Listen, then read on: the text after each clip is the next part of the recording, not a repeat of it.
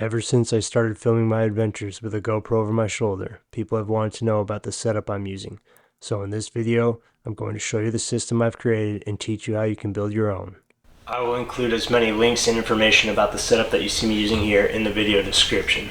This is the backpack that I'm using. It is made by Camelback. It is the Striker model, which I believe is discontinued. I could not find it. I got this as a gift many years ago, and I really didn't start using it much until I created this setup to run the GoPro.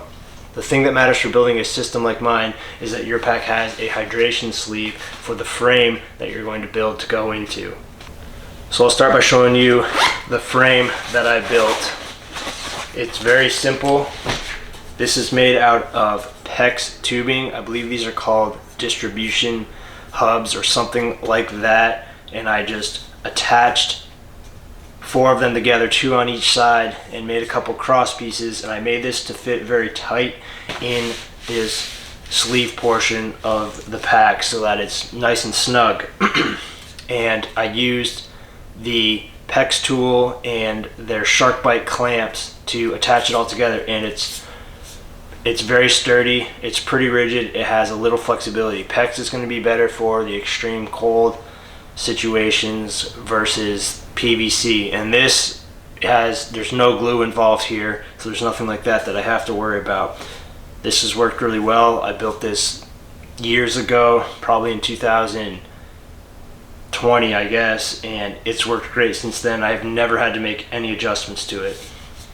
As you can see, I built the frame so that there's just a small portion sticking up out of the top of that sleeve, and that's what I used to clamp this friction arm onto. This is just a friction arm mount that is available on Amazon. There's many different options. I'll include the link to this specific one, and it clamps on with a C-type clamp, and that makes this GoPro easily adjustable. The other thing that I like about this setup is I can remove this clamp and attach it right to the frame of my frame pack. What I'm running here is a GoPro 10, and I got the door which allows for an external battery with the pass-through cord, and the battery I got, which is really important, I have the cord running out of the GoPro right down the backpack into this back pouch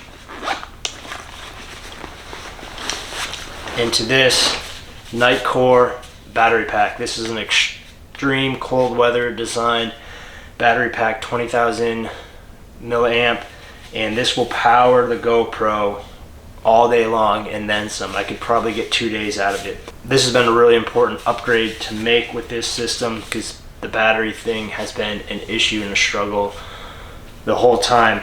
This really solved that problem for me, and it comes in this insulated case, and it's worked very well. I've not had any issues with this. I ran this all season this past season.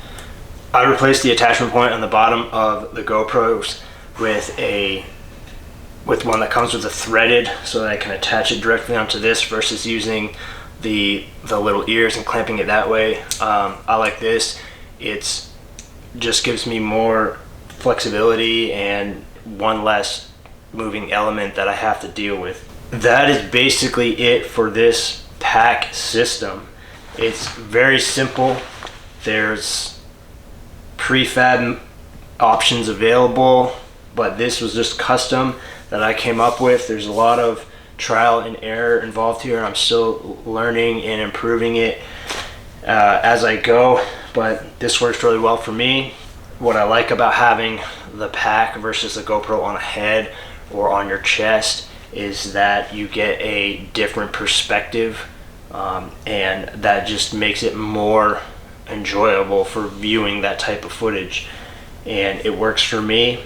Everyone is different, but if I'm going to film this, if I'm going to self-film the types of adventures, hunting and whatnot, this is the setup that I'm going to use. The other thing that I do is I wear this coaxial chest pack that I've made some modifications to The main reason I wear this and I use this, I carry several things: some ammunition, magazine, grunt tube, a charger to charge my cell phone, things like that. But I can keep a handy cam in there, and this has a 60 times clear image zoom, which works really well for getting images of things like moose and stuff like that. So that's basically the setup. The other thing that I have and is important to mention is my cell phone, and that's a great camera as well.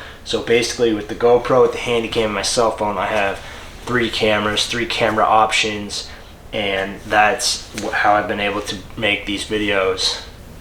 So that's basically it, and that should be enough information for you to build your own system. And if you want to know more about how to operate the cameras and the specific settings I use, I'll be going over that in a future video.